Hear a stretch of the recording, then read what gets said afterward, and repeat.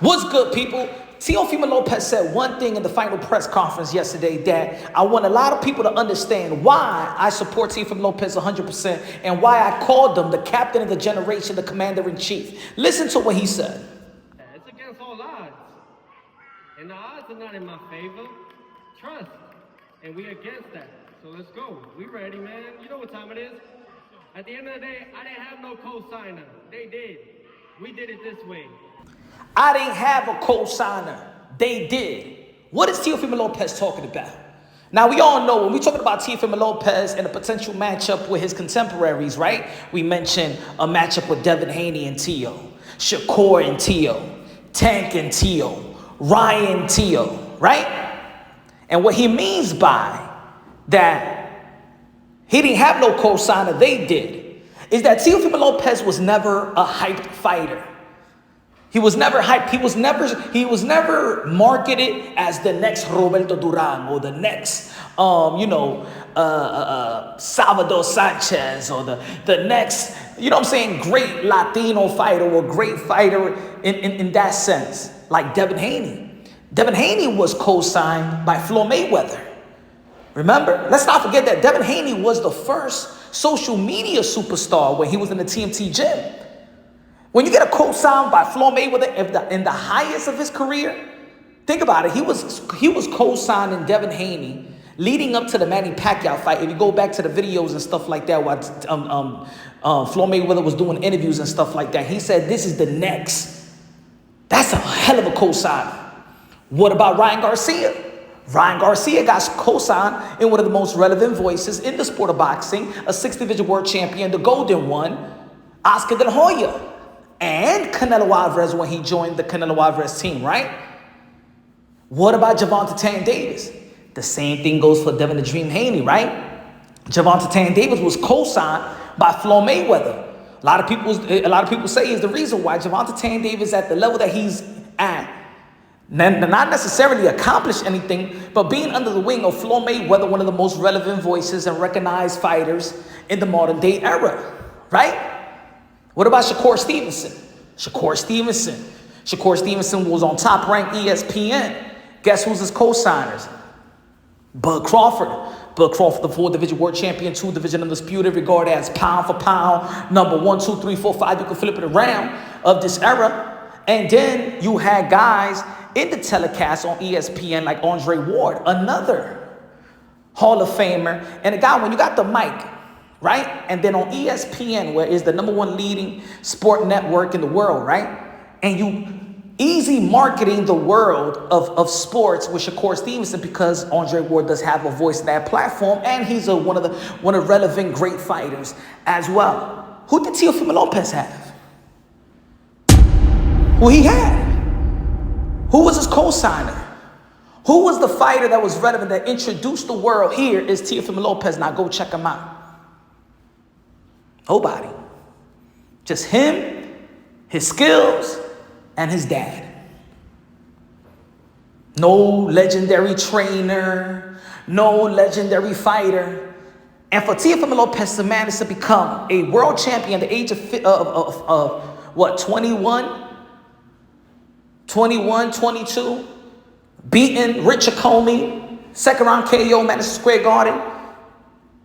Then going up against Vasily Lomachenko when he was regarded pound for pound, 1, 2, 3, you can flip it around and becoming the lightweight undisputed world champion where all odds was against him. And yeah, he had a little bit of a hiccup with the split decision loss to George Camboso and things of that nature. But even then, prior to that, he had to take in a purse bid because he was not going to get paid how he should have got paid after the Vasily Lomachenko fight and victory. So he had to take in a purse bid, right? And it was all politics around it and things of that nature. But after that, he moved up to the 140-pound division, facing Josh Taylor, undisputed, right? Stacked against, the odds was against him as well. 22 out of 23 media folk on a panel picked Josh Taylor to win. He beat Josh Taylor. Teofimo Lopez, everything he has earned, even in social media, and shout out to Teofimo Lopez, he reached 1 million followers on Instagram. And I know there's some people that's right now saying, I don't give a damn about social media and 1 million subscribe. That's the world today. If you ask any manager and promoter now to sign fighters, they take that into a highly consideration. They're not in the business no more of building a fighter from scratch. No, you got to have a social media presence and stuff like that, and then we could work with your skills and the potential of becoming a world champion. But that has to be a thing. Teofimo Lopez have 1 million views based on what he has accomplished. Everything he has earned is what he has accomplished. Matter of fact, let me add this, because before the win with Richard Comey and stuff like that, and not him getting a co-signing, let's not forget this, that Teofimo Lopez is the only American amateur that won the American Olympic trials, the USA Olympic trials, and did not represent USA.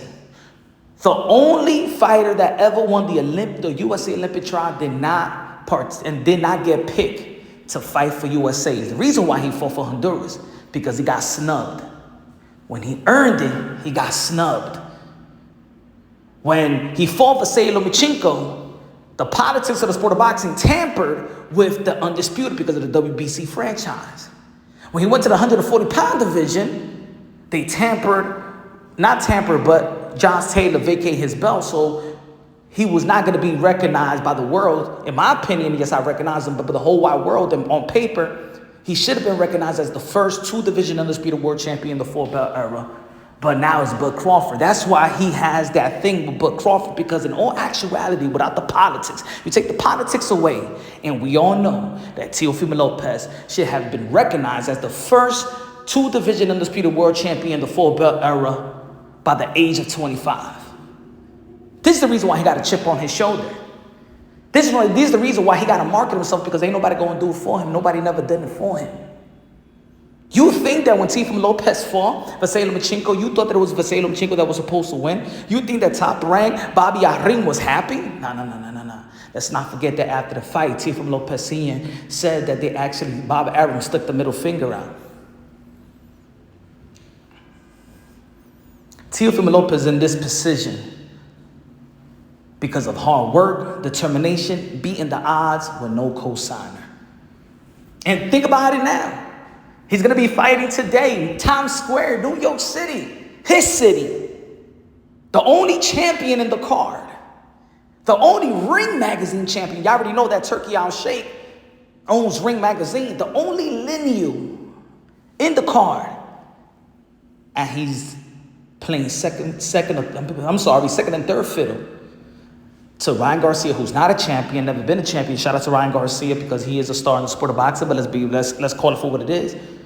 Ryan Garcia, never been a champion. Devin Haney is not a curving champion.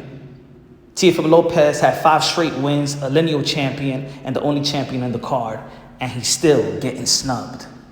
If you look at the Ring Magazine pound for pound list, Teofimo Lopez still getting snubbed. You tell me what 2-time lineal champion in the history of the sport of boxing is snubbed out of the pound for pound list. This is the reason why Teofimo Lopez got a chip on his shoulder. This is the reason why Teofimo Lopez says what he says. And it might be cringy to others, but I understand every bit of it. Because he don't get the respect that he is due. He's the most devalued, disrespected, and most accomplished fighter in the history of the sport of boxing.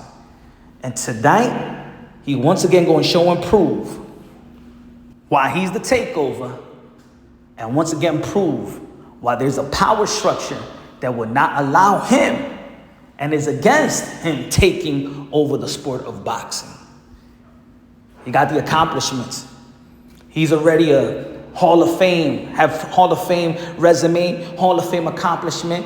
And matter of fact, Teofimo Lopez is actually facing the hardest competition at Honor Barbosa, in which Honor Barbosa beat Jack Catterall, and Jose Ramirez are going to be facing Devin Haney. Roddy Ramirez was coming from a loss. Jose Ramirez is coming from a loss, and Honor Barbosa has a good streak. And still, Teofimo Lopez gets snubbed. So you ask me, yo, Punch Drunk Boxing, a.k.a. Mr. Moonshine himself, why you always, giving Teofimo Lopez the benefit of the doubt? Why you? You know why? Because he earned to get the benefit of the doubt as a fighter. He's earned the right. He's earned the respect. He's earned to be valued. Matter of fact, leading up to the fight, he's the one that's been promoting this whole event. It's not that he's just a good person, but he's a great fighter and been a great fighter since the amateurs. And if people is not going to do it, because I see there's a lot of people out there that don't want to give him the benefit of the doubt. There's a lot of media folks that don't want to give Teofimo Lopez his just due, or promotional company or power entities. But if I got a voice, I'm going to let y'all know that Teofimo Lopez is the captain of the generation, the commander-in-chief, the two-time lineal championship. He recognized the two-division undisputed world champion. And the scary thing about it, he's just entering his prime right now. And the scary thing about Punch Drunk is that I'm entering my prime right now. So ladies and gentlemen, I'm going to do what I need to do to uplift the sport of boxing and preserve the modern-day warriors, modern-day gladiators, the one that put their life on the line for pure entertainment. Primarily, my guy, Teofimo Lopez.